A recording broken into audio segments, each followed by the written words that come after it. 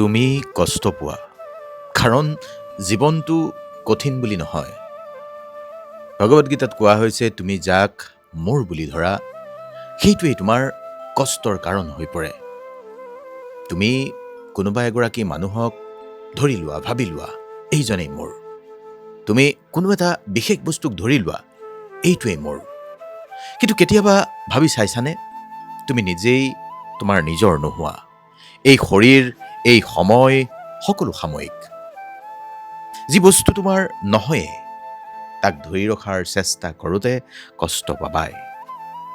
এৰি দিবলৈ শিকিব লাগিব, ধৰি নাথাকিবা। তুমি যেতিয়া একচেপ্ট কৰিবা এই পৃথিৱীত সকলো আহে আৰু যায়, তেতিয়াই তোমাৰ মন শান্ত হ'ব। তুমি আচলতে কি এৰি দিব নোৱাৰা? কমেণ্টত আজি লিখিবা। ছেভ কৰি ল'বা এই ৰীল। মন অশান্ত হ'লেই এবাৰ চাই ল'বা। ভালে থাকিবা।